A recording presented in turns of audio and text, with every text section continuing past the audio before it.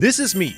And this is me when I die to a missile because I can't look around to see it flying at me while holding my super professional joystick. Lucky for me, there are several easy solutions. One of which is the TrackIR 5 made by Opentrack, which just belongs to Natural Point, who are also the guys I had to slide a DM to get my hands on my very own free TrackIR 5. Yes, this is a disclaimer. I was sent the product for free under the condition that I make a review video. Other than that, no one else except me and the guy who I employ to edit my videos at 3 AM with no sleep had any influence on this review. Anyway, in this video I will not only unbox and review the TrackIR 5, but I will also compare it to similar solutions that are either almost free or much more expensive. And this review is also focused around the game War Thunder, which doesn't mean this doesn't apply to other games, but I gotta pick something to throw my life away and it's not League of Legends. Let's get started by opening the package. We have the TrackIR head. This one is important if you don't have the Pro Tracker, as you have to attach some reflectors to it, but we will get to that in a minute. And then we have the box, which interestingly enough, despite being shipped from the US, arrived with German packaging.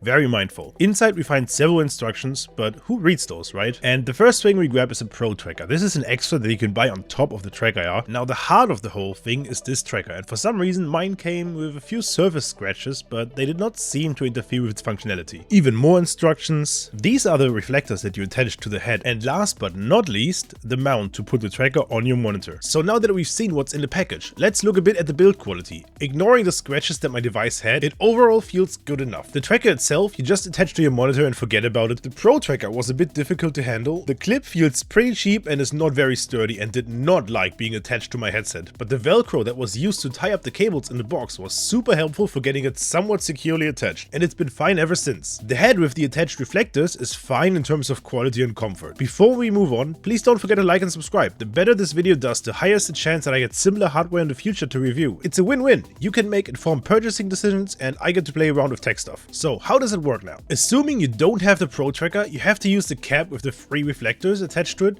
You can also attach them to any other cap. You install the software, plug in the tracker, and that's basically it. It should detect you just fine as long as there aren't too many other bright light sources near you. It also detects when you start a compatible game, and the list of these is quite long. If you have the Pro Tracker, you select it in the software and have to plug in the base station into the Pro Tracker and then into your PC. Both are very similar in terms of tracking performance, but the Pro Clip is definitely my preferred solution, as I don't have to wear a cap. The software is very customizable and I felt a bit lost with so many options, but there are some presets and that was all that I needed, to be honest. But let's compare it to two other solutions that achieve similar things but at very different price points. The cheapest option is probably Opentrack. That's a free software that you can use with any camera, even your phone, to track your head. It functions pretty well for what it is, but has some serious limitations.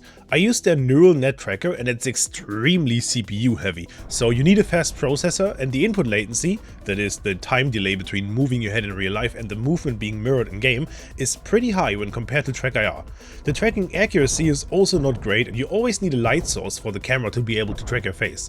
It is a good solution for people who don't want to spend money, but that's about it. On the opposite end of the spectrum, War Thunder supports virtual reality. War Thunder has supported virtual reality for years, so surely it must be pretty good now. Well, yes and no.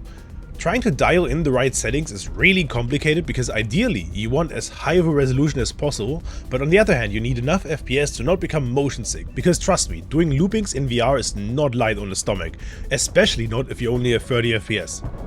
Once you get all that dialed in and are content with your settings, it is an absolute joy. I love every second of it. Just being in VR, being able to look at the cockpits in 3D, being able to freely look around and use a helmet-mounted sight to aim missiles is just amazing. And the input latency is extremely low, but there are downsides. The main downside is obviously the cost. Let's look at my setup, for example. Quest 3, I paid around $600, but the default head strap is terrible, so another $110 for this great head strap with a big battery pack. But then how do I connect to my computer? Quest Link exists, and it's okay, but not really great. And I prefer to use Virtual Desktop. That's another $30. So we are already almost $750 in, and that doesn't even account for the fact that you need a substantially faster PC for VR when compared to normal War Thunder. At least if you want it to look somewhat good. Is it worth it? In my opinion, yes. But not everybody has the budget, and that's where TrackIR comes in as a very good middle ground option.